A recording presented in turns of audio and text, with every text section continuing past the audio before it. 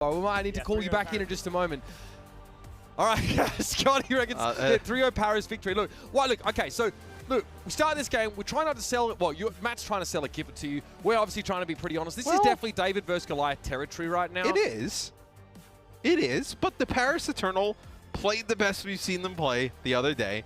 Yeah. Does that mean they're gonna win? Absolutely not. I don't think that's probably true. If I had to pick, I would take the Dallas Fuel in this game. But we have seen improvement finally, I would say, where we need to give the players some credit, right, with the situation that they've been dealt, that they're starting to play better. Again, a few things we really like from their last outing, right? Krawi brings out the Orisa and gets some decent value out of her, right? We know that she is exploitable to some degree.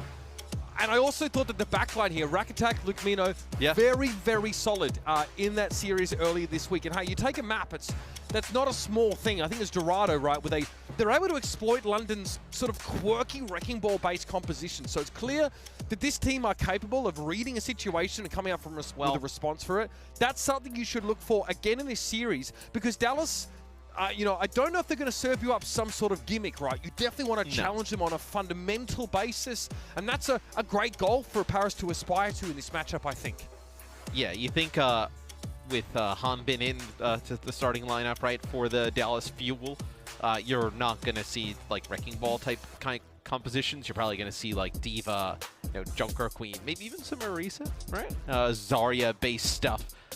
Where I think that'll be kind of difficult here for the Paris Eternal is, you know, you are able to kind of capitalize on some of the compositions that maybe London played. I don't think you're going to get those same compositions here today against Dallas. How do you play inside the head-to-heads? Yeah, great question. I also think that, you know, Hanbin is the kind of player, tank player that we've seen prefer to try and make the Zarya compositions work, right? This is the kind of team that, you know, played like Genji, Reaper, Zarya quite often when they sort of could. And it's like maps like Route 66, they're really good on. Defensively, these guys are really good. Their matchup against the Justice was typically close, because it always seems to be between those two teams. We didn't get to see a lot of the maps, right? I think both of our payload-based maps, it was 1 checkpoint to 0 with the final score. So Dallas, they attacked, they had some issues, but when it came to defense, they were definitely better. So Paris have to test them here. Malthal, I think, is the kind of player that's definitely going to have a lot on his plate trying to deal with this field of Chio setup here. He has to step up in this series. He struggled at times to really tax the support line's attention span enough to reduce their efficiency or effectiveness in Paris' last game. So keep an eye on that one, because that's definitely a key to victory for the Eternal. Get Malthal firing. Yeah, and the first map in the set will be Nepal. As you kind of look through, right? Circuit Royale should be good here for the Dallas Fuel, with Hanbin being able to play that Sigma at such a high level. I think if you're Paris, like, how do you steal one of these early maps, right? One of the first two to kind of get you that Colosseo, which is a little bit of a toss-up at times, and that's probably your path to victory of the series, right? Because I think you get to Circuit, right? I think that's where you can see probably the best version of the Fuel. Yeah, no doubt about it. It's where we get to at least see some of the elements of that team that become a little bit harder to counter, I suspect. Remember the Paris versus London matchup? We did see Ilios in the first match, and Nepal this time around. Paris had a slower start in that series, if you recall, but they were able to build up to find some strength. So, Krawi hovering the Orisa already, and the Eternal getting acquainted with the Fuel in more ways than one, apparently. Paris looks, let's see what they come out and play here. You know, they'll have, right now, it looks like, okay, so a Zarya setup here. They'll not have the Torb. It'll be Zarya with the Brig and the Ana as the Dallas Fuel. They'll play the Zarya as well. They want to get aggressive here with the Lucio and the Reaper. 340 charge there for Hanbin. Looks like the Eternal are ready for this. They got the Zarya comp of their own. Wub hacked here as Doha makes his presence felt briefly. Hanbin at 27 really and counting. Yeah, big biotic grenade there as well. Dallas want to push in. They're not showing any respect, and Edison gets punished as a result. Wub is able to find that headshot. 4v4 right now, and Paris are beginning the capture of the point. Hanbin a little bit out at sea right now as he could be in a bit of danger. Yeah, he's chased down. That's what we want to see from Malthal. He gets rid of Hanbin. Yes, they thought that they could actually play really aggressive there, the Dallas Fuel, and when they walk up and they're trying to make a play for Rack Attack, it's a biotic grenade that Fielder hits. They're trying to capitalize. They're not able to get in there fast enough. Wub hits a headshot there on Edison. takes him out. And you have the Paris Eternal in control of the point. Great start for Paris. Exactly what they wanted, and Wipe just really keeping a cool head despite Dallas being the ones that were applying pressure. Gold star for that one.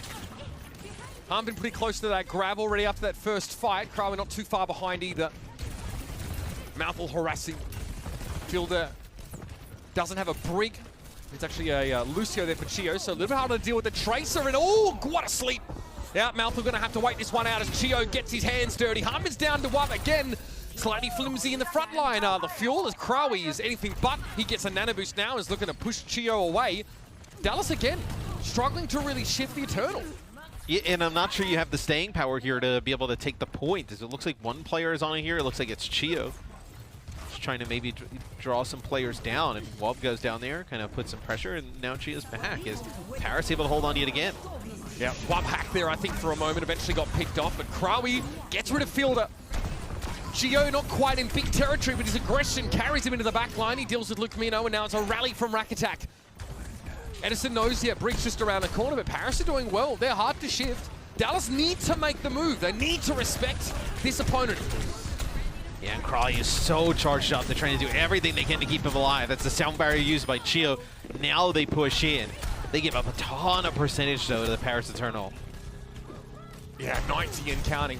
Really a very, very good start for Paris. What's tough for them in that fight is that they use, obviously, both of those support ultimates. They go through the grab there, don't get much out of it. Very much, though, this round is theirs to lose. The Eternal.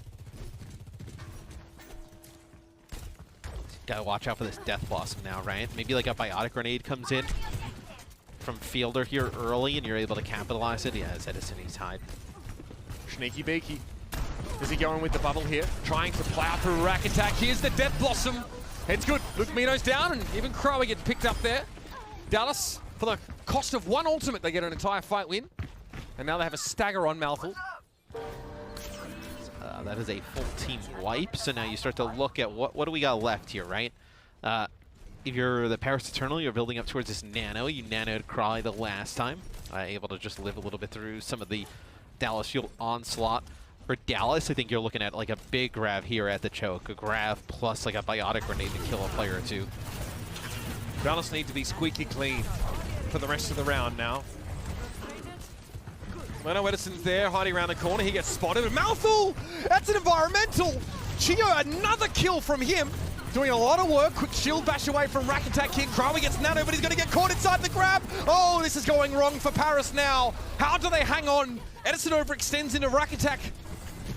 But Harmon is charging and charged up. Yeah, as they want to get in and finish off some of these kills. The long range there on the Rack Attack. So, you know, 80% now. Yeah, as he's done a nice job in terms of just being an aggressor, just being able to take out Malta like that. Yeah, that's crazy. As now you're having to push in here for the final attempt, maybe before the Paris Eternal is. Oh, Wob gets really dangerous. Low. There's an EMP here, Matt. From bad to worse now for the Paris Eternal. Yeah, they got those support ultimates for how much longer? That's the EMP, and they explode as Edison dives into the back line. Comes out, and the judges give a perfect 10 because the Fuel salvage a slow start into a dominant round win. It's a really good start, though, from the Paris Eternal. Like, all things considered, even with a round loss, they still looked pretty good all throughout. Once they gave up control of the point, though, they were never able to get back. And to be fair, I think this is the first time we've really seen Paris go for this Zarya composition. Wob looked excellent early on in the round. It's tough to deal with Dallas, though. Again, they're very good at rationing those ultimates. I think winning that last fight with just the Death Loss, or the second to last one, right? That really hurts. It means that the Dallas Fuel constantly have great economy. Chio there. Go for a Pulse Bomb, yeah. Just gets him with the right click. Fielder stays alive. Pulse goes wide. It wasn't an environmental, but Chio with 7 final blows and 1 death, leading his team. Chio has as many final blows as the Paris Eternal. I mean, not surprised with the way he's playing here early. He's freaky. They'll ditch the Sojourn, which is quite interesting because I thought the Sojourn was pretty effective at times, right? Like, that's how they get the point to begin with, where Wob actually able to get a kill onto Edison, but maybe they feel like the Sombra's a little bit stronger with the hacks. They forced Krawi's second bubble there with a hack. Off cooldown now, but that gets broken, he's dead. Yeah, great job by Paris there. They just tax the defensive resources of Krawi, and guess what Edison has found? Okay, I like that from Lukmino. I see you there. Over the head of the Reaper. Doesn't hit the sleep, though.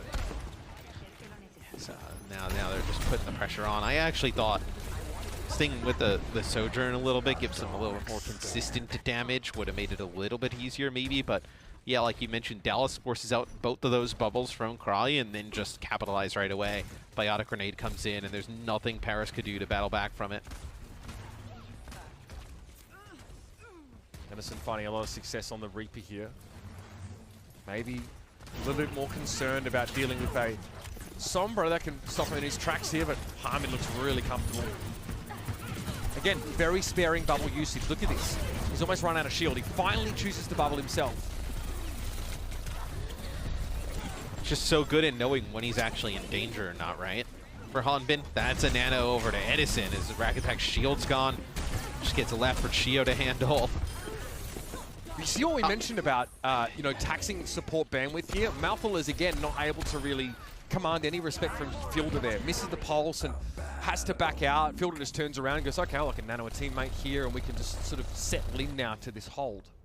Yeah, I'm not sure this is exactly it here for the Paris Eternal, this comp. Like, I still think I really like that look with the Sojourn a bit more. I think it was a little bit easier to execute, where this, if they're not actually able to put pressure or enough pressure onto Fielder and Chio, this is going to be a pretty quick round.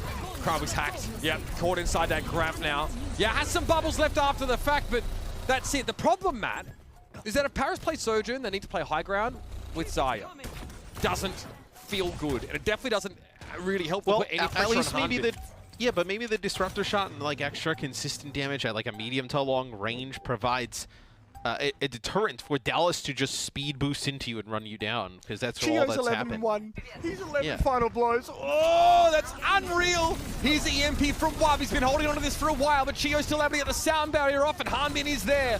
Luke Mino out of the picture now, and Paris starting to get desperate. It'll be a grab from Crowie in the next few moments. They're going to need it to work. Wub tries to pressure, but it's bubbled off. Now Crowie looks to fight. Not a lot of charge on the Xayah, but Paris get the point back. Dallas definitely want to keep the pressure up if they can, and Crowie is low. One bubble available, he uses it, 40 charge, grab here, Hanbin, bubbles himself, and Crowie goes down. Edison is on the scene now. Harmon's able to burn Rack Attack down, Mouthful on the point with a pulse bomb here, but Doha and Edison are going to be an issue. Fantastic bio-nade from Luke Mino with just a sliver of health. That turns the fight around. Yeah, as you got to give that up there if you're the Dallas Fuel, so able to battle back. Doha actually just assassinates Luke Mino here towards the end.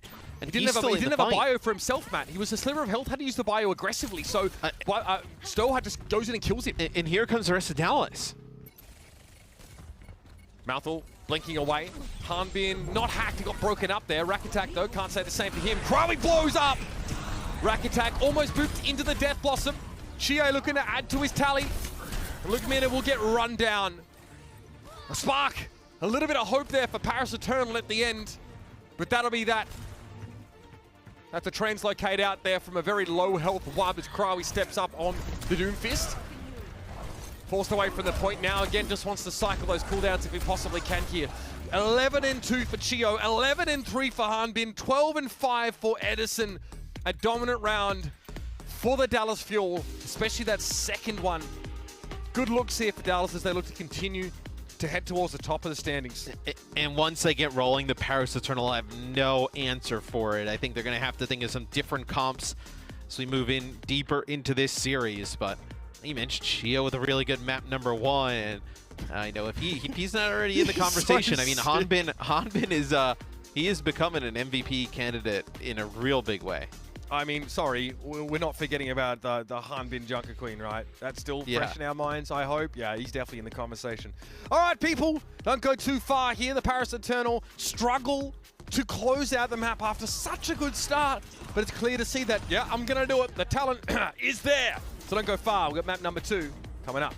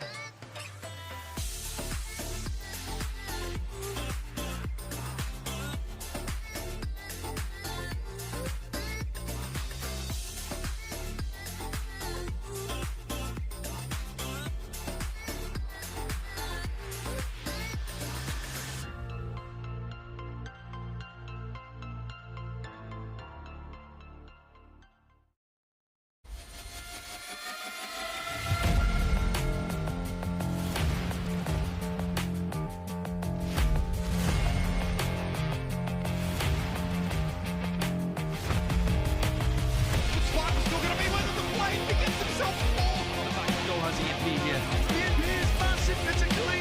Why Dallas Fuel? Himself though, once more wants to build it. The shield dead! But here's the air matrix, man. What? A gravitic flux! That is absurd! Not a big deal. It's gigantic today! Goes to burn blue! Burn brightest! And that's right, the battle for Texas is back. The Fuel and Outlaws renew their rivalry live on October 8th at Esports Stadium, Arlington. Join former Fuel stars Mickey and Taimu and watch the world premiere of the docuseries 5 Years of Fuel Before the Match. Tickets are on sale now. Kind of nice, right? Get a mini homestand feel for that Battle of Texas matchup. Great that we obviously get the Fuel and Outlaws put on that kind of show for local fans, so go and check that out. Might be some other special guests there as well, from what I'm hearing. Well worth it. All right, Matt. Gio having a pretty wild, I think, map in general, right? He ends up with like, what, 12 final blows. Pretty crazy stuff. Real aggressive play. Yeah, I mean, just playing really well on the Lucio. I think he sometimes kind of gets maybe not lost in terms of like when we talk about the rest of the Dallas Fuel in terms of like you have so much star power right across the roster and like big name players at Chio. He looks like he's playing a different hero than Lucio. I don't know, man. Like just so slick. Yeah, whenever I watch like Lucio players, I always like, that looks super fun. And then I go into the game and I'm just basically just on the ground the entire time. Yeah. And I'm like, I'll just stick to watch Lucio. Yeah.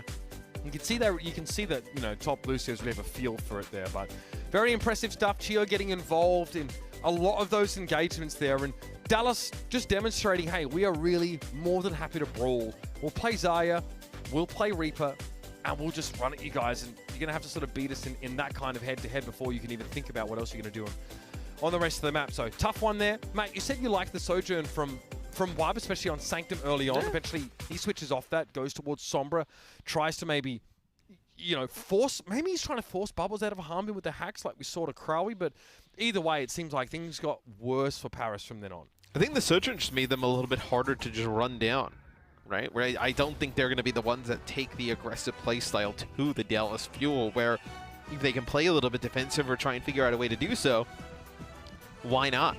And the Sojourn, you were able to pick up Edison at the start. You were putting some big damage down on Hanbin, so I actually thought it was a pretty good look there for the Paris Eternal. Chance to return to some elements of that here on Paraíso. Maybe even, you know, Krawi can play that diva that he seems to prefer. Definitely plenty of parts of this map where it can work. Paris will be on the attacking side to start with here, so they're going to have to come up with something. And we've seen like these Orisa plays, like try and sort of bully your way through. It's risky. It definitely seems hard to pull off, and you're going to do, again, against Dallas, like, you're going to wake up pretty early in the morning to sort of brute force this team out of their positions. Are you a bit scared to select the diva, thinking that you're probably going to see a Zarya on the other side, where obviously we know how good that Zarya is against diva in those like kind of matchups? Yeah, I'm probably even more scared of the Sombra, because you think about your job as the diva here, Matt, and you probably want to avoid Hanbin at all costs. You want to get past into someone like Fielder, but there are so many layers of sort of abstraction in trying to access an enemy Ana player. Chio, Boopy, Doha hacking you would mean you're done if you get aggressive, right? So you can't really do that. We're going to see this play out here in real time, which is excellent. I think Krawi's going to have to be pretty slow and steady here in terms of getting Paris in position to take advantage of their surroundings and then get a player advantage. And Dallas continues to play the Lucio with this. So where we see teams play the Brig a lot and they play the Zen, they opt to just play the Lucio instead with the Ana. So it looks like they want to have that speed to be able to capitalize. Recall there from Malthul. Trying to find something. So that's the hack on Krawi. He doesn't seem too bothered by it there. So yeah, look, fairly stately pace from Paris here. Haven't found the opening they're looking for, so they're not overextending too much. Krawi thinks he can pressure Doha down. I tend to disagree, and so does he. Big bio-nade there as Krawi got hacked. Couldn't eat it up. I was going to say, the timing between the hacks that come in from Doha and those biotic grenades from Fielder are massive, and that's going to be a tick. More than. Are they going to get back? That's going to be a second tick. Doha revealed on his way back. Okay, he's actually able to, wow, hacking a Sombra. Not so easy to do. 2 ticks given over there. Yeah, still pretty awesome though with the Bears Eternal, right? They get 2 ticks out of that. So you can watch here from Doha's POV. So, this is so dangerous because his translocator, his translocator's gone as well at that point. Paris, no, they can now force positioning here from the fuel. That pulse bomb, okay, doesn't find his target. It looks like a bit it of looked like INA he come connected down. on the Edison and maybe he got bubbled. Yes, that has to be it because we barely saw the bubble. So it must have come up like a half second before the explosion because no one really took damage. Here's Harmon getting nanoed. He's at 80 charge. What defense matrix? I don't see it. Crowy, like a can opener. Hanbin just carves him out the mech. Yeah, and not sure if it's like even intentional there from Hanbin, but it looked like it, where Fielder was getting pressure from Malthal and he knew that like Wub was in the area and waited to use the bubble on it, Fielder, but like right as the hack came up to just kind of save him through that. So Hanbin just kind of displaying, well, he's on another level right now compared to all the tanks, being able to play so many different things at insanely high level as Doha getting set up here for a large EMP. Pretty deep positioning for EMP. The rest of the fuel, as far as I can tell, are not really set up to do anything about this. So I think Doha wants to follow them for a time. I think they're just game planning here. Oh, Transcendence comes out just in time. Great stuff from Rack Attack there. Though. Despite there being Transcendence in play, Doha goes down. So you trade these. But Dallas are still just sitting back on the point. They realize they've given up 2 ticks, right? So less inclined to position that far forward. Harmon's bubble is drawn out. Grab here. EMP though, so that's not going to be happening. Oh, there it is. Edison, great deflect on Rack Attack there. Knew what was coming his way. Nano boost on Krawi here. Looks like the Eternal are putting their eggs in that basket right now. Great bio. Edison a little bit nervous right now, but there needs to be a cap attempt at some point. Krawi loses so much health during that hack duration, and yeah, he just runs off the edge, doesn't even make it there. Hanbin comes back with the vengeance. And just great tools to use here for the Dallas Fuel, right? There's no EMP on the other side, so you got a free sound barrier to use whenever. You have your nano boost yet again. Hanbin with a grab. Halukamino has to go over and play the Batiste, probably just for the immortality field, to knowing they're going to have to live through some large damage. Yeah, a lot of big ultimates coming up here. Krawi needs to eat the grab. And even then, no guarantees. Lucamino, yeah, he's down. Chio busts his way through that immortality field, gets rid of the Baptiste himself. Krawi carved out the mech here once more. Hanbin has a bubble for that. And these teams aren't playing the same game at all, Matthew. It is a chasm between the two as Dallas hold the Eternal off on point A. And I get why Paris wants to play that Diva. We talked about some of these compositions on this map yesterday. But playing it into the Zarya is going to be tough here, at least on this first point, where you're not going to be able to get any like high ground or anything with your Zarya on offense. But playing the Diva, it makes it really difficult. You can't just kind of push onto the point and take that space because the Zarya is going to be so charged up and just beam you down. What's even scary is that Zarya then can just, when she chooses, she can just ignore the Diva, right? You saw that Hanbin got nanoed there and just ran at Rack Attack. And with the defense matrix in the way. It's a really difficult matchup already. Yeah, we also didn't get to see it. It was off screen, but Chio gets rid of the immortality field and kills Lucamino at the same time. I mean, yeah. I mean, just next level stuff on the Lucio, where like you wouldn't really consider Lucio like a must pick in this type of meta. Let's see from Hanbin's POV here. Yeah, so this is that. That is sick. That is sick. What a clutch bubble. Oh, man. Hanbin, with the way obviously things have gone for, the shock in some of the tournaments and whatnot, I think Hanbin making a real serious case compared to, like, if you're kind of looking at, like, MVP frontrunners, what you're looking at, like, proper Hanbin, like, players, in that, at that level where, Hanbin's been so important for this team throughout the year, right? Absolutely. I mean, it's crazy that you have a player like Fearless sat because of Hanbin, right? Right, like how many other teams would sit a player like Fearless? I mean, like how they tank better than Fearless. Like, yeah, like he's probably on like every other team he'd probably be it all the time.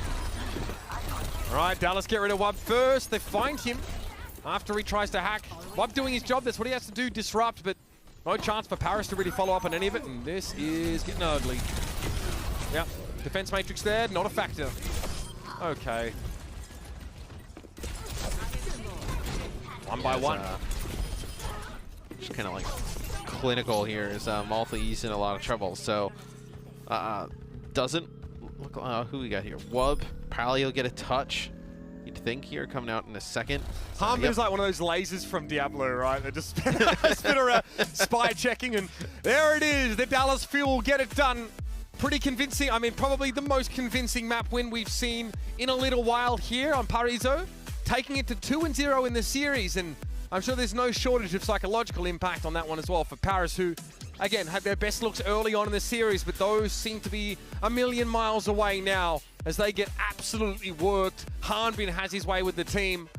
I mean, Chio just going aggressive there, getting solo kills. Everything you want to see from a dominant Paris, Dallas Fuel performance, you got. Paris can only hope for a shred of that dominance to see if they can find it. One more chance to make a comeback in this series. It's map 3 coming up.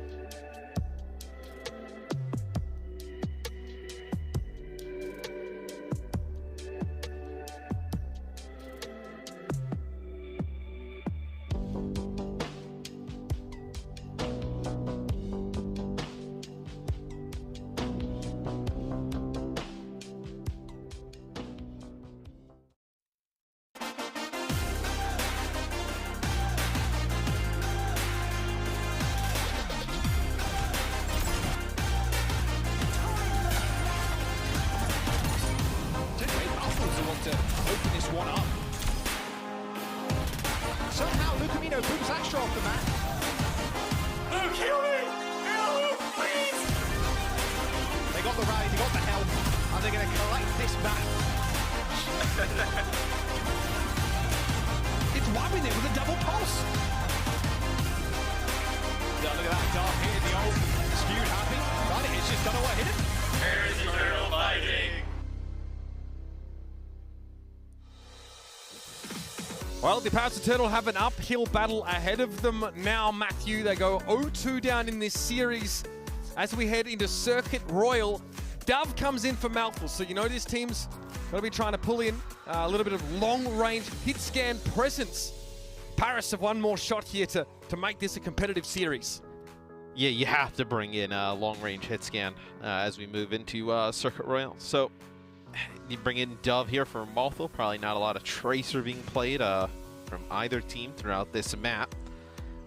For me, I'm looking at like what do you see from Cry here? Do we see them play some type of like Sigma setup, right? Do we see them try and play like some Zarya D.Va? Like what do we see from the tank position? Scary part is Hanbin can clearly play everything at an insane level. So it doesn't really matter kind of like what Hanbin runs. It's like kind of like trying to figure out your way for Paris Eternal, like the best avenue for success. Sure. And again, Circuit Royal, it's a map that's really predicated on whether or not your hit scan DPS can find an opening and then the rest of your team can exploit it. Slower pace, right? With these Sigma-based compositions, we don't see spawn camps like we did in sort of the Junker Queen metagame. So it feels like a bit more, not fair, but at least attacking teams have a chance to set up as they make their way around that first bend here. So Edison headed over towards the Widowmaker. You know, Gorio, for a map like this, was, for a time, the player that Dallas would look to for that long-range hit scan potential. Maybe we don't even know. Oh, Edison switching, okay. Huh? Oh, the long-range piano play. I was like, what's that? I like that piano approach. Thank you, Rack. Thank you, very cool. Okay, so Dallas are not playing any hit scans here, man. No. They're going to continue to be the aggressor, play at a fast pace. Whether it's with like the Sombra Reaper, this time it'll be the Sombra with the Genji for a little bit more high ground. Is what will play the Sojourn, so you'll have Sojourn Widow with a Sigma here for the Eternal on offense. Ah, I see. Look at Filter set up here. Yeah, just in case they push into that room. A world of hurt for the Eternal. Edison Genji, already a proven quantity, right? Really very, very good. We saw that actually in the Justice game, where he went absolutely hog wild in the first map. Like 11-1 or something similar. So very, very good. But Dove comes in, finds the first kill after that substitution, gets rid of Chio to start with here, and Dallas have to push up or run. One or the other. In part of Chio's aggressive playstyle, you figured he would get picked off a little bit more like that, right? Where Edison is actually able to get some Pupple, stay alive long enough to be able to take out Wob, is you see Doha just still being a nuisance behind enemy lines. Can they get rid of Hanbin here? I don't know if they have the tools to just get him out of that position. Chio dead again. It's difficult to dislodge out of this position, right? I mean, look how charged up he is. Okay, Hanbin's definitely been forced out of the room now. Yeah, Fielder got left in there. This is pretty messy stuff. Okay. Yeah, I think Dallas's game plan depends on them having, like, Hanbin and Fielder as a pivot inside that small room, but I think Chio just fed off cooldown there. He ran back in and got picked off by Crow. Yeah, he kind of did run it down mid a little bit. So I actually think Dallas would have probably stayed in that fight longer if they kept Fielder alive. He had the nano, and you had Hanbin really charged up. Hanbin walked away from the guy, let him into that side room. Wab finds Doha there as he was trying to harass from the back line, but Edison can still have impact here. Good timing on the heels. In the nick of time, in fact, to keep him standing. Harmon has a grab now. Again, you really have to break line of sight. You don't have shield outside of the bubbles that Zarya offers. In for sight there from Dub, now expiring, and so does his life force. So he ends up grappling up like right into Edison. No way. Oh. I can't believe he doubled back on that. Good for just one kill, the Blade. Thumbs his nose and is back to business. A dub now goes over to Tracer, so already want to move away from the long-range hit scan, feeling the pressure. Oh. Here's that EMP now. Yeah, Krawi caught in the middle of that one. Yeah, but he was using the gravitic flux, though. Yeah, he's lost that. The Eternal with the shooting gallery on the high ground. Rack attack rehacked. So he won't lose his shield, but Doha's still able to work his way through it. Immortality Field came out there for Luke Mino as the Graviton Surge connected. He eventually will be brought down as well. Yeah, I guess, pace of play. This is just so fast, and obviously this is not the style of play that the Paris Eternal want. Well, no, because Dallas aren't giving him any room. This is the kind of map where the teams almost there's like a tacit agreement that you stand like far apart from each other with Sigmas and have your Widows try and kill each other. And then if your Widow wins, you get to move up one space. They broke Dallas the agreement here, Dallas. They did. Yeah. So they have to know Rack Attack is going to be close to this Transcendence, so watch for the hacks onto him. All right, overclock for Wabi knows something is afoot here. Awkward viewing angle for him, but he gets good damage on Fielder even after Chio's sound barrier came in. Now Dallas, pretty far forward without that main source of healing. Yeah, Edison is not going to be able to hold on now. Wub hacked, it's a minor annoyance. So Paris will be able to get that first checkpoint here just in time. Yeah, I was going to say, can they back up enough to maybe contest again as Doha looks like he's going to come out of stealth, jump on the payload for a split second. That'll go into OT, but Paris Eternal finally get the payload over the line here on A as they're forced to play some different stuff here to get this going. And look at that, the Amp Matrix goes down, and Dallas with that speed boost of the Lucio, they just push right on through. It's been the problem for the Eternal this entire map. Dallas aren't opting into the usual rules of engagement. But that EMP catches basically everyone on the Eternal side of things. While Doha gives his life up for it, it's still good for the rest of the fuel to follow up on.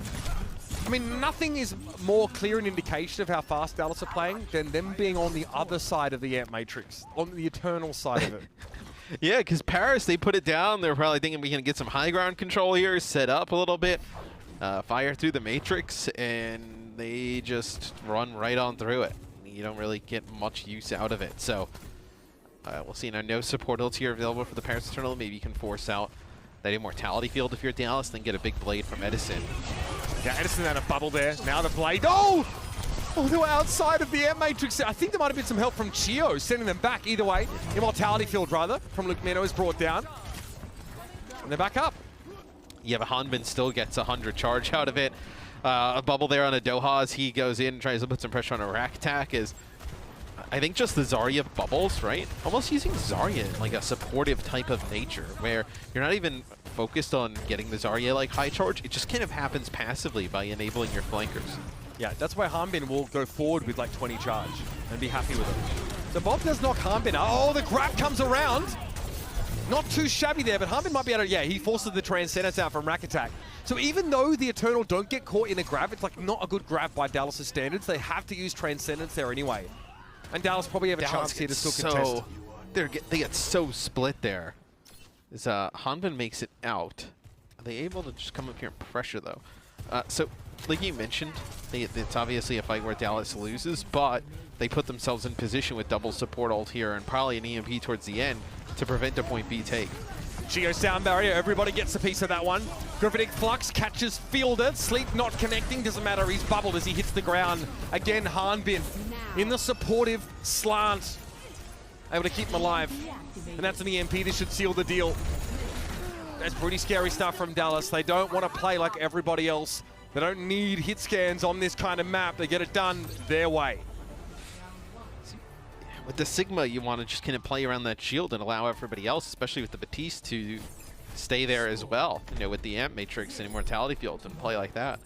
But with that speed boost with the Lucio, you saw from Cry's POV, he's playing that corner with the Gravitic Flux, making the right move, right, trying to get players out as they go to contest, and everybody just runs right by him. I mean, he has to do like a full turn there to just kind of find anybody to Gravitic Flux. By the time he gets Fielder up in the air, there's 2 players dead on his team already.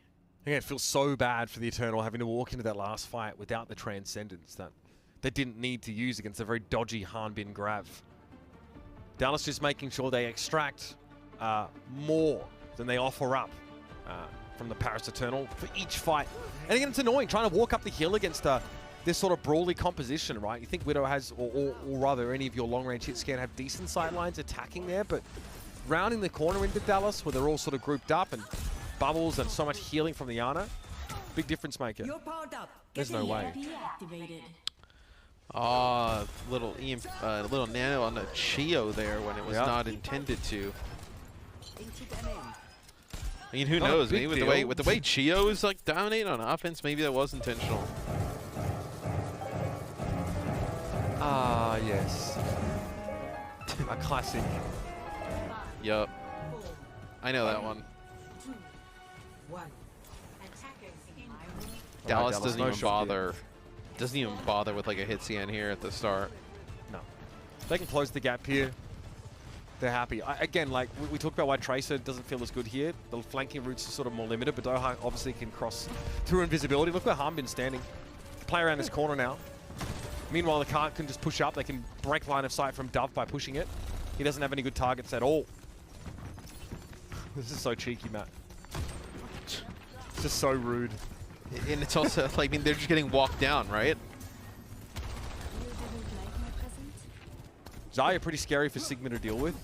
Just walk past his bubble. Kinetic grass, can't stop any of the damage. Very frustrating stuff. And again, like, you lose that long sideline, now you have to play on this hairpin corner, which is now Dallas just heal up and they go. Speed boost in. Krawi hacked. Immortality filled there. Well timed from Lukmino, but it will be removed.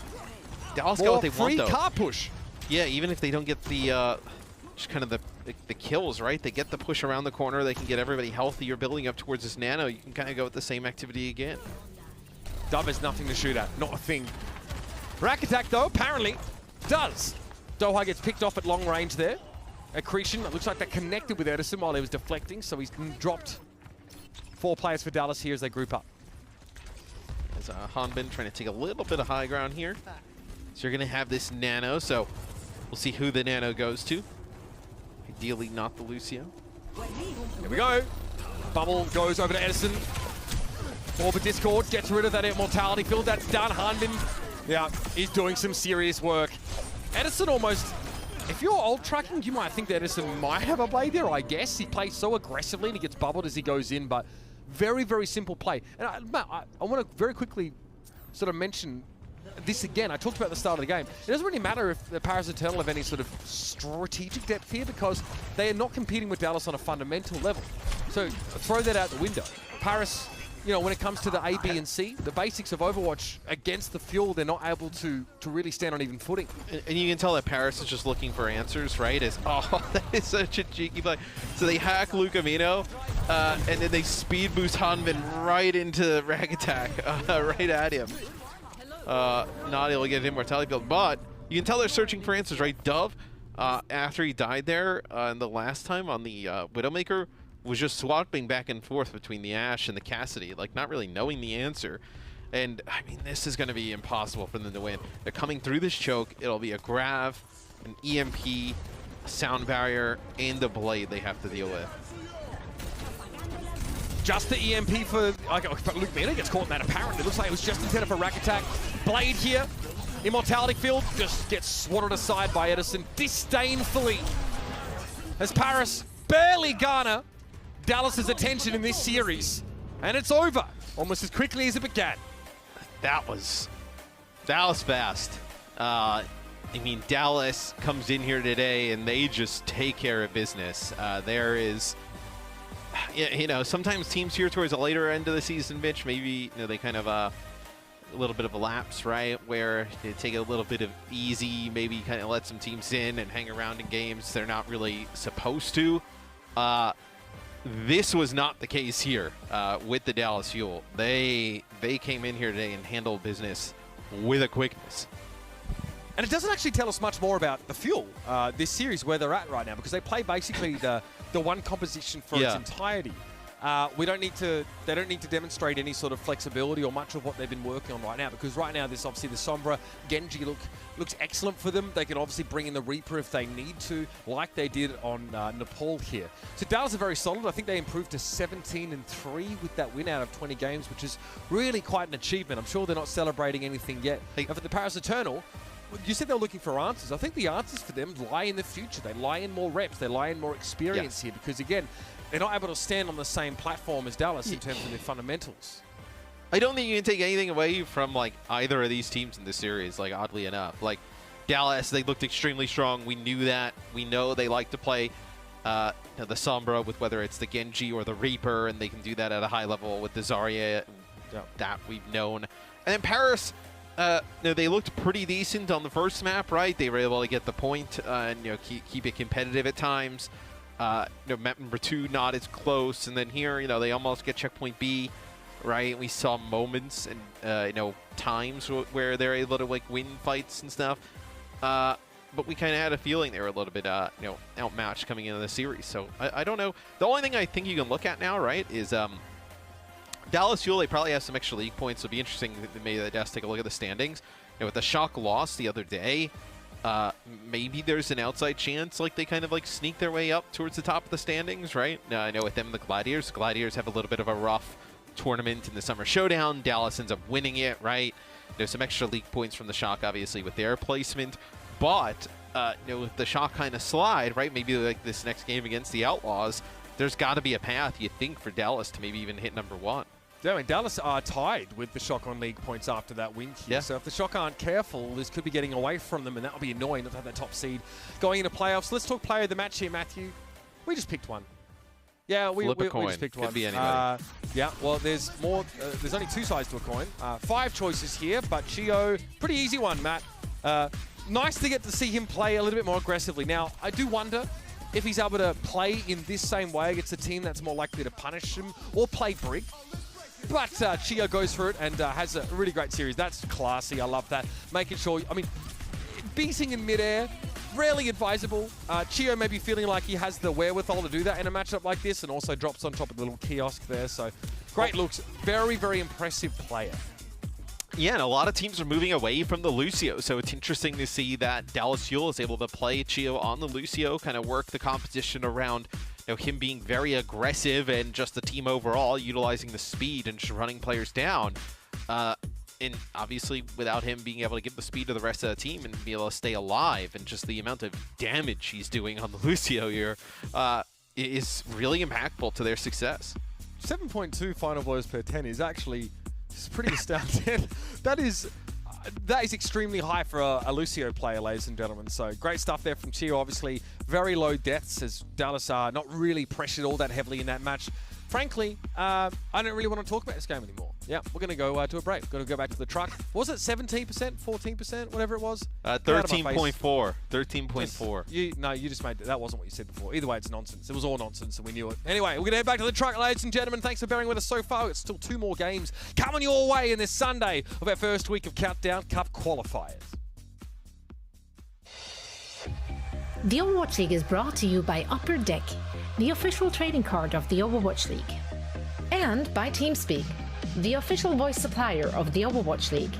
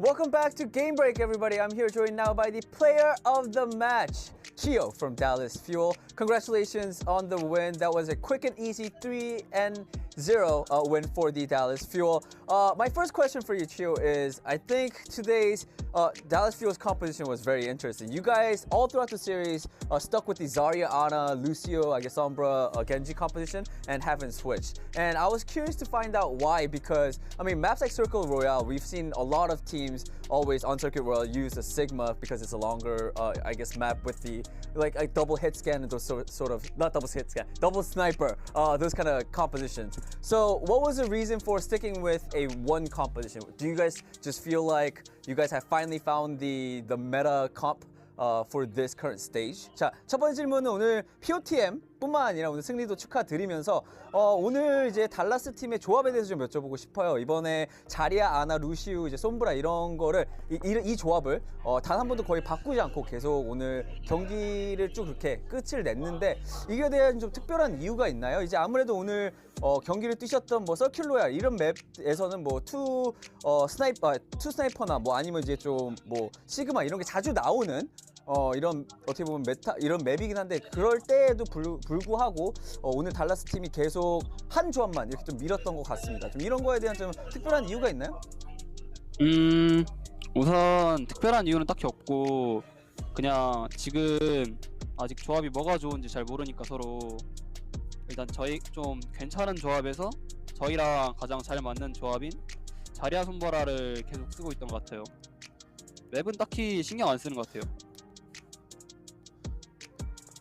All right. So there's not really a definite answer to this, no definite reason, because as like with all teams right now, we're still developing the best, I guess, composition for the meta.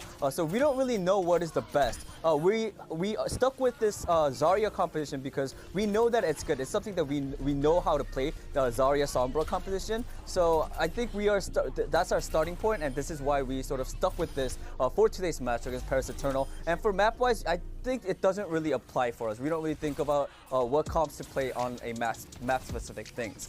All right. I mean, I think Dallas Fuel, of course, you guys won the Summer Showdown tournament, and you guys are already 2-0. You guys already have 2 wins this stage as well. So you guys are looking really good. But Chio, I just wanted to hear from you. Is there any team that sort of worries you in this stage that might potentially beat the Dallas Fuel? 자, 이제 두 번째 질문은 오늘뿐만 아니라 이제 서머 쇼다운부터 좋은 이제 우승을 했고 또 뿐만 아니라 지금 이번 주에서도 2번이나 승리를 거두셨기 때문에 굉장히 지금 좋은 포지션에 있는 것 같습니다. 달라스 팀이 이제 치오 선수가 보셨을 때 그래도 아직 이번 스테이지가 좀 남았기 때문에 이번 스테이지에서 좀 제일 걱정되는 팀이 있다면 어떤 팀이 있을까요? 지금 당장 걱정되는 팀 자체는 없는데 그냥 이제 좀 강팀인 이제 글래디나 쇼크가 좀 컨디션이 좋을 때 좀 많이 걱정되는 것 같아요.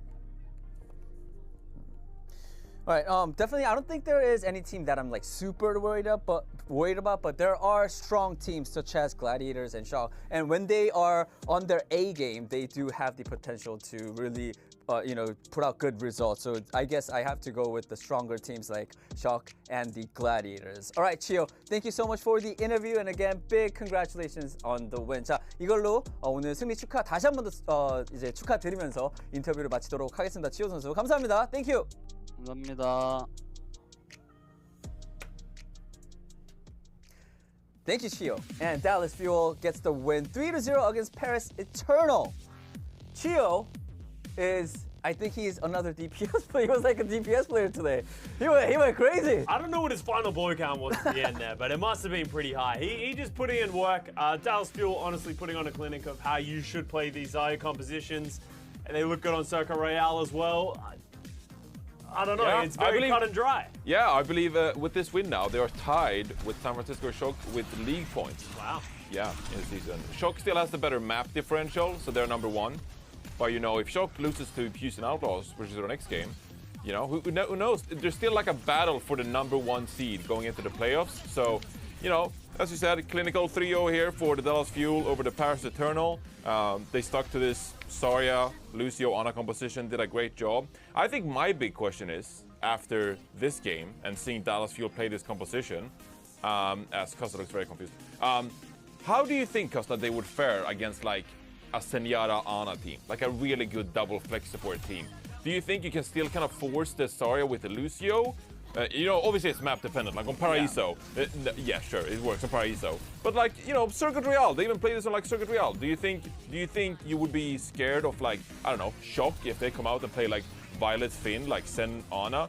Do you think those teams like pose a threat to Dallas Fuel? I think that's the big question just moving forward. I don't have a perfect answer for you. I think the double flex support, especially with like potentially a really good hit scan, could cause you problems, right? Like as you said, they played against this sort of double flex Sigma here, and you know, Dallas Fuel, this wasn't a complete, you know, roll in their direction. You know, it's hard to really know what the weaknesses are because we haven't seen it. I think you hit the nail on the head when you said map dependent. I think this Zarya Lucio will be fine, but can you play it on Circuit Royale against the San Francisco Shock, against the Gladiators? There's probably going to be too much damage and you're not going to be able to play that tempo. So Dallas Fuel, they haven't really been pushed to the brink in which I feel like they've been forced to adapt to play someone else's game, and that's relevant because in the kickoff clash we actually had that happen. Remember, they made it all the way through the playoffs playing that Zarya Reaper, and then they met the Gladiators at the end, and that was not a close series. The Gladiators just knew how to beat it, and they fell over. So Dallas Fuel should have some other things up their back pocket. And also, you were curious about Chio's final blows. It was 17. Oof. That's pretty good for a Lucio in 3 quick maps. Yeah. It's more than anyone on Paris. So yes, he is a healer slash. So Chio deadlifted the power.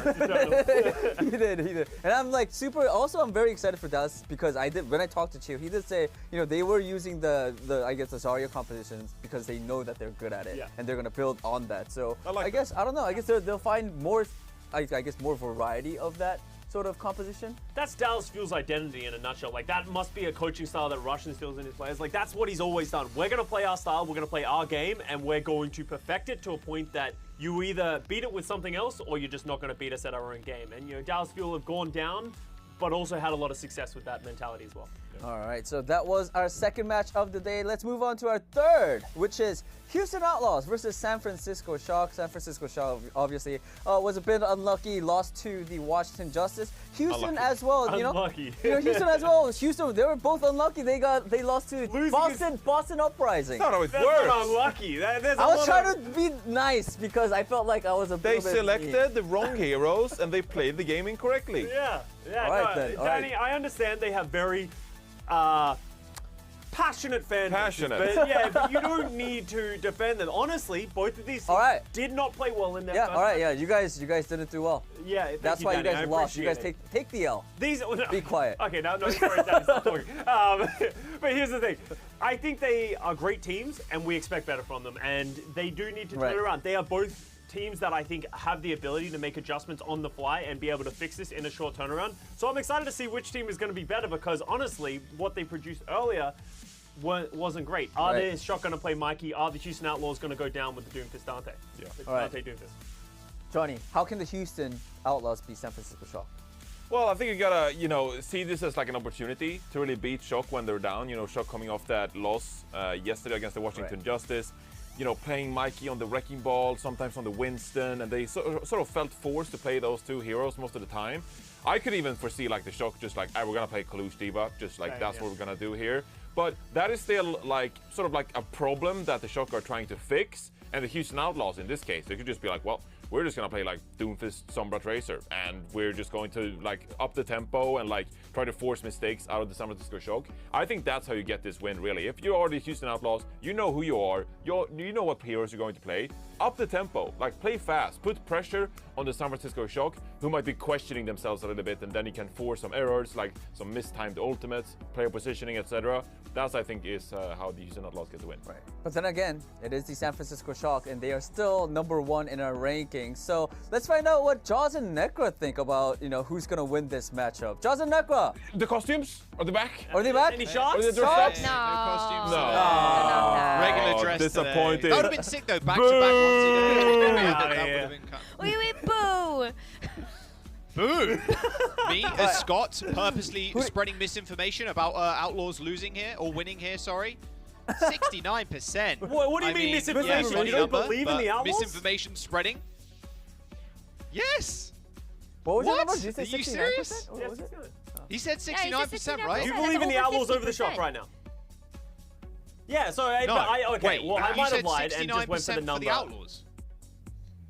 Oh, Yeah, so you don't back that but up? I predicted the Shock. Yeah. What is that? Okay, I don't think This we is should. this is what we have to deal with. Get He him! always Get does him! that. I don't think we He's a should get into flip-flopper. the details of all This this. This You know, I think information it's- spreading on the desk. Danny and Johnny both said 48%, right? So that means, Yep. by math, Shock get 52. And then Scott randomly predicts Wow, Josh, 69. the It second goes the coming other of direction. Pythagoras His over spreads here. actually playing both sides of the field. Pythagoras? Damn. I do wish. I should have changed my percentage to 42%. 42.0%. But yeah. 42.0. Anyways, That what do you guys doesn't think? look so Who do bird. you think's gonna win? I mean, Rose, do you want to go? Do you want to tell him? Do you want to break him the bad news? Oh, what bad news? Bad news? That Shock are going to win and Scott's going to be wrong, but he's also going to be right because he predicted Oh, them, you 'cause think he's playing that's? both sides Oh, of the field you think somehow. that's how it's gonna go? Okay, see, Jaws put Can't his lose, prediction baby. in first. Messed up. I'm not gonna lie. Can't lose. I don't know. I can't call that one. 50-50. I can, and I just Some did. team Oh, we wins, appreciate some you team trying. loses. 50. What? We got a bunch of cop-outs on No, this come on, street. you gotta Yeah, choose a turn it side. on. So You many gotta choose a cop-outs. side. You gotta choose a Choose a side. Choose a side. Go on. As long as there's Teresa, I'm Houston. happy. Houston. Oh Houston? my God. Yeah. I mean, 69% chance, me and Necro. just turn the stream Houston off. to the promised land. No, Yeah. don't give that to Scott. Get out of here. Houston Outlaws and the San Francisco Shock, Rose. You can't just play two sides of the field. Scott, I don't know. This is getting out of hand. I think the crosstalk section needs to be cut No. before it devolves into violence. I live about an hour away. I could jump over to the desk real quick. Oh, okay. Probably not in a break, but yeah. All right, the Shock and the Houston Outlaws. The desk kind of painted the picture perfectly, right? The last few games have not been great. It's also weird to say that Shock right now are on a 2-match losing streak, Rose. They lost against the Washington Justice yesterday, and then they also lost against Dallas in the Summer Showdown. So right now, the longest lose streak they've ever been on is 2. And the Houston Outlaws, they also lost against the Boston Uprising to kick off the Countdown Cup qualifiers. Not the results we really expected from both these teams. No, and I think a lot of the pain points that we've seen from both of them can really fall into what tank they decide to centralize their compositions around. For San Francisco, it's been a lot of the Wrecking Ball as a default for Mikey when he's in the roster. And for Dante, Dante's been prevalently known for the Doomfist, but both of those tanks right now are pretty low in the power rankings. You'll see Dante, though, starting things off for Houston, so it's possible we still see more of the Doomfist, but it makes a lot more sense knowing that the first map type we're going to is Control. Yeah, so Dante is in. So yeah, more Doomfist here, like the desk was kind of putting it. Merit and Pelican, of course, perfect DPS ready for this kind of meta, Rose. I think this was spoken about a little bit earlier, in their first game when they were against the Boston Uprising and lost, but they got a very large hero pool, a hero pool that's kind of covers this meta that's kind of forming right now. A lot of Sojourn, a lot of Tracer, Sombra, like everything that sits in their wheelhouse currently. Yeah, I will say that, one thing about that Boston versus Houston match is that Boston have pretty much proved themselves at this point. They just got a 3-0 sweep over the Florida Mayhem, which was very surprising, I think, to a lot of people, just knowing where Florida has been in a lot of people's power rankings. So I feel like we can give Houston a little bit of a pass here. That was a tough matchup to go against, and I do feel as though Valentine and Victoria were kind of having the games of their lives. So I don't know if it's a fair comparison yet, and today I think will be a really good... we'll get a good idea of where Houston are going to stand in terms of the rest of the playing field. Yeah, this is almost the perfect test. You go against the best team in the North American region currently in the San Francisco Shock, even though they did go down to the Washington Justice in that brutal game number 5. They are starting Mikey again, though, Rose. So we've got Fit and Violent, Sportline, Proper, and Sam DPS. Yeah, and I think that when you take a look at just like the Dante versus Mikey, it's very possible we see the Doomfist versus the Wrecking Ball. Maybe Mikey brings out the Winston. That is another one of his best heroes, and I think that could really lend itself well to the type of DPS we could expect to see from Sam and Proper. You know, Sam does play a lot more of those projectile DPS heroes. We've seen him on the Echo for a little while, the Genji as well, but the Genji was a role that was actually picked up by someone else on the Shock. You know, like who do you kind of put on that role, especially when you got Proper sitting next to you too. So we'll have to see kind of where they decide to divvy up responsibilities. Violet is in his seat, don't worry. He's here. Don't worry, he is present. He is here. There he is. He's All here. Right. Peekaboo. Yeah, like you were saying, Rose, I like the good point about the Wrecking Ball and Mikey and now going up against Dante on the Doomfist. A lot of teams right now sometimes opting towards this D.Va for a lot more protection on your backline for these dives, especially with Sombra on the field too. The Wrecking Ball can be a little bit harder to play, especially if you get focused down. If you have a Zen on the other team with a Sombra, you get hacked, discorded.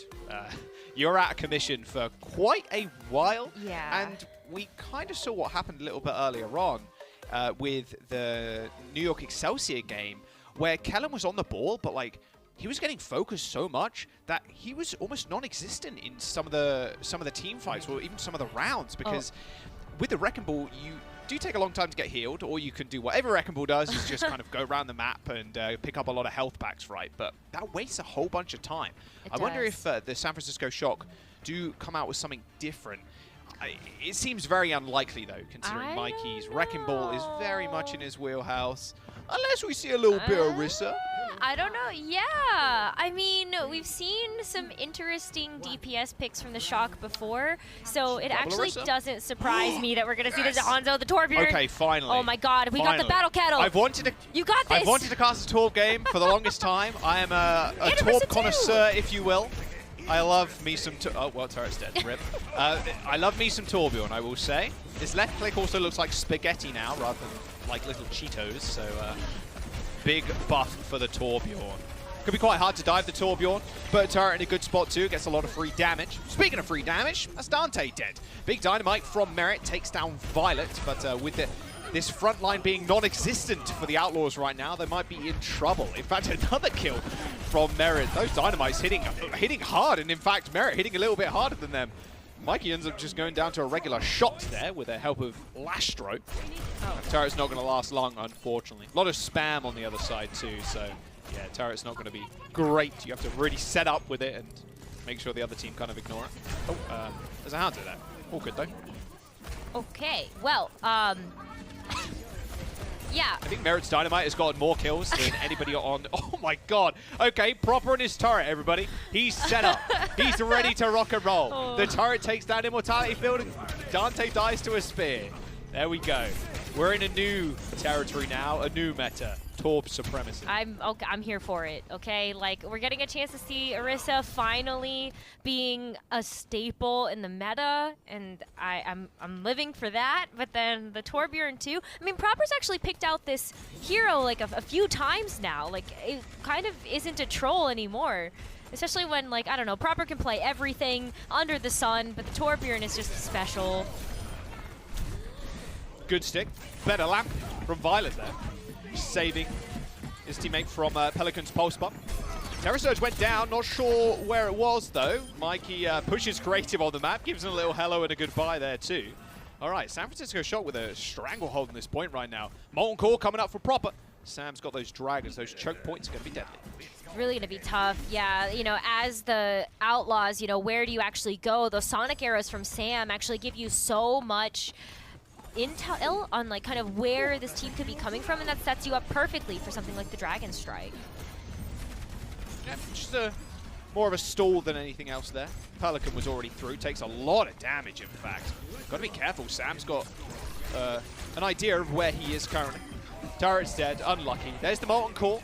One little globule on the bridge, one on the stairs. Stopping the Houston Outlaws from really doing much here. In fact, the Transcendence is going to be popped to get on top of that high ground. Bob on the point for the Outlaws, using those barricades to stop Bob on the point, so he will be capping, but Merit ends up going down to Finn, and a late transcends from the Shock. Terror Surge coming out. That's a lot of damage. However, Violet's Lamp does save himself and Mikey from taking too much damage. The problem is now Finn and Violet on the wrong side of the map. The San Francisco Shock still have Mikey alive, so even though Bob capped the point, Shock might be in a good position to get the reflip. Oh, maybe not. Pelican sends an arrow his direction and takes him down. Oh, nice spear from Dante too. Yeah, I mean, not while Dante is still alive. Did you see the focus fire that Dante was putting onto Finn and Violet in the back? Just ignored Mikey completely and made a beeline for both of those supports. And once those were taken down, Lastro was still alive, so Dante was able to get some support from him. And it just made it easier for Houston to take and keep control of the point. Now, Pelican's the one that's going to have the Dragon Strike as San Francisco start making their way through. Oh, that's not something you see every day. A vanilla Dragon Strike picking up 2 kills. Very, very nice from Pelican. Good angle to kind of sit on. You're expecting the Shock to be on that little walkway there just past the door. So, yeah, kind of Dragons cover that. And then some. And this puts Outlaws into a little bit of a precarious position, but that one team fight could get them enough ult charge to maybe get that Amp Matrix online, but Shock right now have ult economy. Terror Surge is available when the Lamp's already gone down. Mikey probably comment that to the rest of his team. Use that Javelin spin to march on forward, but with the Discord Orb and no armor left, Mikey's a little bit more vulnerable. With Violet and Creative going down, there's going to be a lot of damage heading San Francisco Shock's way, and they still need to touch that point. 99%. Can they even trigger OT? They cannot. San Francisco Shock, whom what was quite a dominant start, get taken down by the Outlaws in round number 1. That Dragon Strike kill, or 2 kills actually, was really, really big.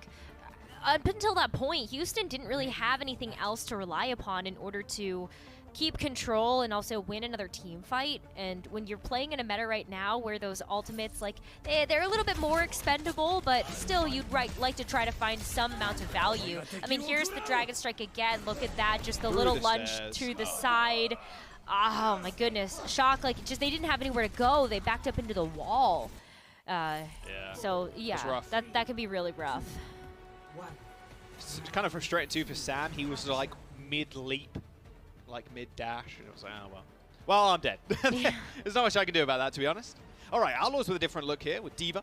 Mikey back on the ball, no real surprise there. But Pelican is on that Echo. He's going to be quite hard to take down unless he's playing ground Echo, like he is currently, because he gets hacked and killed off by Sam. All right, okay. That's how you take down the Echo without a permanent hit scan. Dante makes a very aggressive push, sacrifices his mech, but gets 2 kills for it. Wow. Shock, we're not expecting that at all. That's something that I've been noticing about Dante, is that usually Dante plays a little bit more just like, maybe a little safer, I would say, with the Doomfist, but today seems to be way more aggressive and way more confident in his tank play, where, you know, walking past Mikey's Orisa, going in and like sacrificing the mech. This is engagement, opening potential, and Outlaws are absolutely capitalizing on it. Yeah, Outlaws in control of the point as soon as that unlocked. With that, Houston playing Pelican on the Sombra. Spoke about it a second ago, but Mikey's going to have the roughest time in history. It's going to be like sandpaper running into that, because you get discorded and then hacked, like I mentioned. There's so much damage thrown at you. You can get healed, yeah, but you've only got a Brig and a Zen, and it's not like a crazy amount of burst healing. Yeah. I mean, the biggest burst healing you got right now is that hacked health pack. Let's be real, let's be real. It's true, though, and you can see that Shock are just kind of sitting on it, making sure that they are able to heal themselves back up, but at what cost? Outlaws already have 50% capture progress, and they've got ults to spare here. Merit already has the Pulse Bomb online and looking for a key target. Dude is permanently hacked. Look, he's going to go in. And he does hit the power driver, already half HP, put to sleep, gets stuck, and he's dead! Rolls into Sam for a sweet, sweet double kill. Thank you very much, says Merrick. Alrighty, and now just the clean up for the San Francisco Shock. I mean, Houston Outlaws, wow, I'm so used to saying that. It's probably should say the other way around. Shock are not looking great on this round at all. 25% for the Outlaws now, as they might claim round 2 with ease. Yeah, I mean, when you see that Pelican has the EMP online, Lastro's going to have that Transcendence to be able to deal with the same 2 ults on Shock's side. I do like the wraparound the Shock is taking, but they walk into Pelican. Nice EMP there from Pelican. Unfortunately, it didn't get followed up by Merrick quick enough. Another EMP coming out. This one a little bit better. Does hit Lastro, but gets instantly nabbed by Creative, playing on two opposite sides with the supports from the Outlaws, so only one of them can get EMP'd at once. Very easy reactionary ult there from Creative. No one's gone down just yet for the Outlaws. Shock need to find somebody, but they've already lost Violet. A Transcendence from Lastro to heal the rest of his team back up. Creative dodges out of the way of that pulse bomb, but Proper finishes him up. Another big pulse bomb from Merit, though. These Tracers going head-to-head, trying to carry their teams on their backs, but it is Merit currently that's winning it out for the Outlaws. Those mines are going to prove quite easy for the Outlaws to kind of dodge around there, and the Shock don't manage to touch, and just like that, the Outlaws sweep Shock under the rug with ease. That was a really nice look from Dante too, and I think something that will surprise a lot of people, where it wasn't the Doomfist that brought Houston Outlaws the success. It was the Orisa, it was the Diva, and I think it's really fun to see how hard Houston has been working on their versatility, and it paid off here today for at least this first map. Well, what a Shock change. Mikey is taking his headset off, so maybe we do see a small substitution. Could be a bio break as well. We'll have to wait and see after this break. This is a very, very odd look from the Shock. Not looking great so far against the Outlaws. A 2-0 on control. They are the Shock, though, and they do lose on control. So, yeah, can't count them out just yet. We'll see you in a bit. Map number 2.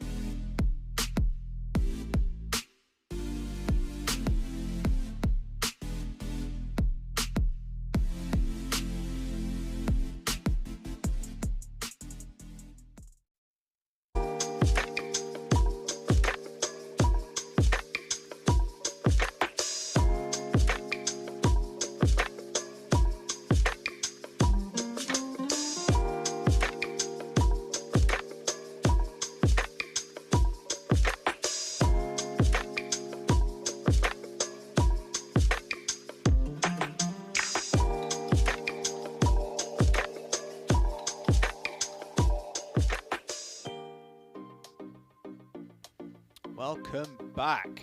All right, substitution for the San Francisco Shock as we head into King's Row. Our second map, a hybrid map, and we have Colosseo in. Mikey is stepping away. Yeah, the ball didn't look that great on that last round. Like downtown rows, didn't really do much. I mean, you're kind of sitting there waiting to get health back from the Brig and the Zen, and you're getting permanently hacked and discorded, slept, and then you got pulse bombed when you made your first or second push into the Houston Outlaws. The Outlaws kind of took it in their stride, which was really nice to see. They need a big bounce back, to be fair, though, Rose. They went 3-1 against the Boston Uprising. The Shock also looking for that bounce back as they took Washington Justice to a map 5 yesterday. So both teams looking for their first win in the Countdown Cup qualifiers. Hopefully, you know, Shock can get back on the right foot. And, you know, I really don't think it's Mikey as a player. It's a really it's important to make that distinction, right? It's not the player, it's the hero choice. And I just think that Wrecking Ball right now isn't it for the meta. We've seen a few other teams try the Wrecking Ball and it hasn't worked out. Just like you said, the pace makes it really awkward when you have more dive-centric compositions. And even the rush that we're seeing from like Orisa-centric comps, it just makes it difficult for the Wrecking Ball to be able to play that waiting game. I think Downtown was the perfect example, just waiting around the health pack until everybody was full and then you could go engage. But by that time, it was too late. Houston were well set up and prepared, like even 20 seconds before that.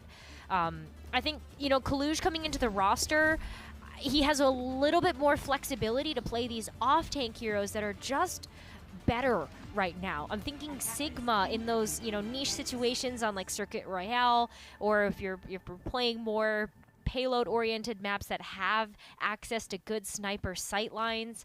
But he can play the Diva too, and so that's what we're going to see Shock come out of the defensive gates with. And this is just, I think, a better look for Shock, and I want to see how it plays out for them. I mean, Colosseo tweeted the other day that wants to just play more Sigma. Tweet a picture of his stats on the Sigma, and yeah, it's pretty damn clean. Like a lot of first places right there. Yeah, he's one of the best Sigmas in the league, for sure. Yeah. Oh, yeah. No doubt about it. I mean, ideally, you go to Circuit Royal, right? But that is not in the map pool, at least for this match. Nope. It's going to be Route 66 as our escort map. But we are on hybrid right now. Outlaws going on the offense. So Dante versus Colosseo, both on the Diva. We've seen a lot of different styles of defensive compositions from a lot of teams. The Shock opting for that Zen and the Ana with a little bit of long-range damage and Sam on the Hanzo. I think they're going to see Dante play pretty aggressively like he did on Busan, where, you know, he was just walking past Mikey, just kind of going after the supports. Oh, that's going to hurt, though. Oh, my God. Pelican didn't see what hit him. Double Storm Arrow. Easy peasy. Oh, proper ends up going down to Lastro of all people, and even Dante taking care of Violet. You saw Colosseo's kind of late there on the defensive play, trying to get up to Violet. Maybe assumed that Violet was going to be okay, or Finn was there with an orb, but Dante kind of solo kills him. He just trade for it, but look at the space that's now been created because of that kill. Yeah, and that's really the important thing, is like when you dive after the supports in the back line, either you are distracting them long enough to not heal the other members on your team, or even better, you get a pick, and then they just aren't present for the rest of the fight. So that's already 2 ticks now given over to the Outlaws. Yeah, Popper's back. He sees Lastro. He wants revenge, and he's got a pulse bomb to do something with. Oh, Lastro might not even... Oh, he ends up just getting the nano instead. As Pelican cleans up Violet and Sam. There was a good nano onto Colosseo there, but he couldn't get quite nearly as much done as Pelican could. Damn, okay. Outlaws end up capping the point. They're going to get the payload rolling with about 4 minutes and 30 seconds in that bank. Yeah, that's a lot of time. And Dante's already going to take this forward positioning, just kind of locking down these choke points of, you know, maybe there was like a close respawn. Doesn't seem to look that way. How did Merritt find Sam? Good question. I have no idea. I don't know what happened there. Looked like I got double tap maybe from Creative too, because he was in the assist feed. Don't know. I mean, he's dead though. Some of these Sombras just getting sussed out by like heroes you just don't expect them to be able to. I'm still thinking about that like random backbone kill with the Hanzo. Oh yeah. Yeah, that was. There's been so many random kills. We've had a remake kill from earlier on King's Row. Like, So silly. All right, Popper has still got that pulse bomb. Looking to demech Dante so he can get it off for free, but Violet ends up going down again to Dante. Good stick from Proper. Does even the tides. However, he's used his recall, and now he has to help his Zenyatta. Finn actually forced to use the Transcendence as a remake there for Dante. Self-destruct doesn't find any kills, but it buys enough time for the rest of the Outlaws now to march on forward. Pelican is putting in numbers. Even using that copy to get a free EMP, although they didn't even need it. That's just like the scare tactic, though. You know, like I would be worried having an Echo as proficient as Pelican on the other side when you have such good copyable targets. A big EMP, nice EMP. Though. Yeah, kind of unfortunate there. Creative couldn't heal Pelican in time. Although Colosseo has pushed fairly far up too. Outlaws pretty spread out in their offense. Perhaps they thought they could win there. Just weren't aware of Sam's position, although he wasn't visible, of course, so it would be pretty hard to tell where he is. He had Sonic Arrow. I think it still would have been tough anyway because Houston didn't have anything else in the bank, and so they would have had to win from outright kills. It's not impossible, but I think it is a little bit harder to do when the defense has such an advantage in terms of respawn. So you just kind of need all the firepower that you can get. Creative already is working up to another nano, though. Merit's going to have another pulse bomb. And so it's still looking pretty good here for the Outlaws to get this over the line. And they still have over 2 minutes to do so, too, to move into third. So Outlaws have got in the bank. They've got that Nano Pulse Bomb coming up versus Violet's Nano and Proper's Pulse Bomb also coming up in just a moment. Finn gets nanoed defensively. Oh, he's just kicking Dante in the face. Yeah, try and dive me now, son. All right, double kill for both the supports. Finn gets slayed, but the fight's pretty much over already. Yeah, I mean, at this point, Pelican can just try to get as much charge as possible. Even if he walked away with demeching Colosseo, that would be even better, but right now, Pelican, after switching over from the Echo, is just trying to work up to the EMP, and you might need it, especially if Merit's not able to get an opening pick with the Pulse Bomb, and then you have the ability with this last minute and 30 to get a second attempt with the EMP from Pelican as well. So it's just a race to see, you know, does this Pulse Bomb work out? If not, plan B is get this EMP online before Finn can get the Transcendence. There's only 10% to go. You can imagine he'll get that in a couple of moments. Especially shooting at Colosseo. There you go. He's got it online. Colosseo actually just gets demeched. Hits the remake button with that self-destruct. So he's going to be able to get back in. Finn's pretty close. 15% away. Outlaws need to go pretty fast. There it is. EMP hits. Hits Sam, Colosseo, and Finn. And Colosseo gets demeched once more. But Proper's still putting in work with these pulse bombs. He's been really just shaping the Outlaws backline. Creative's just not had a good time, but it's the rest of the San Francisco Shock that needs to come back right here. 2 meters and 50 centimeters to go before they get to that second point. But with that EMP from Sam, it does clear out the Outlaws off of that point. And with the respawns coming in and Violet still existed and Proper getting nanoed, they very well could stay on this point and force Outlaws into an overtime scenario. A beautiful sleep onto Proper, but can they get the execute? They can. Merit in a big right click. You can see how many assists were on that kill. Yeah. Just to take down Proper. However, Colosseo is back. He does end up getting hacked, and with 10 seconds to go, the San Francisco Shock have lost their main source of damage. So they're relying on Colosseo and Finn to really clean up some of these kills, but now with Finn dying to another dive from Dante, it could be a little bit more tough. There it is. Houston Outlaws, even in OT, are going to get that second point. Wow, did Shock make them work for that, though? That was an impressive amount of stall and comeback potential there from the Shock. Proper with the Nano might have been able to, like, 1v5. I absolutely would put my faith in a Proper solo carry, but it just wasn't meant to be. And with Pelican, too, now, with the EMP after opening up this door. I mean, this car's going around the corner, and Pelican, I don't know if Shock's going to know what hit him. They don't even have an answer to this either. Gotta kill it. Oh, Sam just gets out for free there. Okay. What about Pelican? Thought it might have been a little bit more deadly since Pelican found that translocator, but yeah, Sam was in a safe enough position. All right, EMP for Pelican. Oh, nice little hack. You see Sam going for the hack there on Pelican?